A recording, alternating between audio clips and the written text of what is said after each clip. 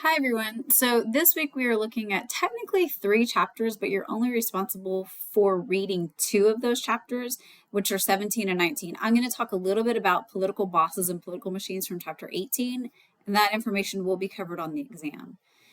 So let's talk about chapters 17 and 19. And what's going on in those chapters? Well, you are going to learn about a major turning point in U.S. history from industrial crisis to reform. So, chapter 17 really sets the stage for what are the problems that we're seeing that's going to lead to reform movements, the people that are going to try to fix all these problems in chapter 19. So, chapter 17, we're looking at the late 1800s, 1880s, 1890s, and industrialization has transformed American life. Right? Factories are growing, but working conditions are often dangerous and they're very unfair. We're using child labor. There's no like paying you if you get sick or if you like an arm is cut off while you're working. There's no compensation for that. So workers are going to begin organizing into unions to demand better conditions, leading to major conflicts that you're going to read about. Some of those conflicts are the Haymarket Affair, the Homestead Strike, and the Pullman Strike. Farmers also are going to face some serious challenges. They're struggling. Falling prices and rising debt are going to push them to organize politically through a third party that emerges. So we already have the Republicans, we have the Democrats. Now we're going to have this other group called the Populist Party and the Populist Movement.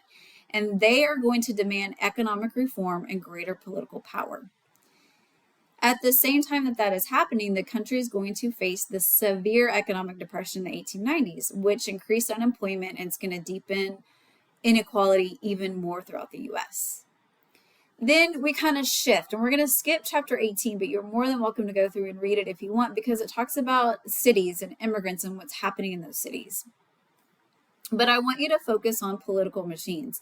So during this period, millions of immigrants are arriving into the United States. They're coming from places like Europe and Asia.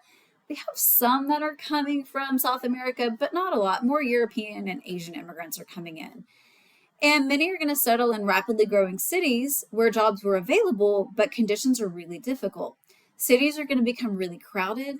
Housing is awful. Inequality was widespread. And so who comes in to save them? These corrupt political bosses who are running these political machines. They're going to gain power by offering services to immigrants in exchange for their votes. And these urban conditions are key to understanding why these urban reform movements begin. You are also going to do an exercise dealing with political bosses where you put yourself as an immigrant. So pay attention to that little exercise. Chapter 19 focuses on progressivism. So in the early 1900s, we had this new reform. How can we make things better? That's what reform means. So progressivism emerged as a response to these problems that we faced in chapter 17, right? And a little bit of chapter 18. And reformers are going to work to improve those working conditions, reduce the corruption, and regulate big business.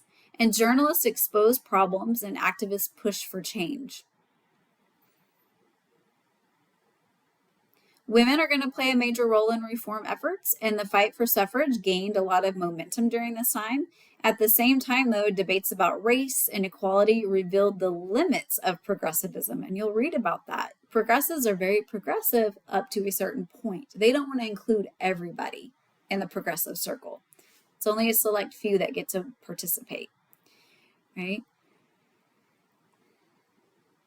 Finally, the federal government began to take a more active role under presidents like Theodore Roosevelt, pictured here. So the presidency kind of comes back really strong during this time period. Also, Taft here, this was his successor, handpicked.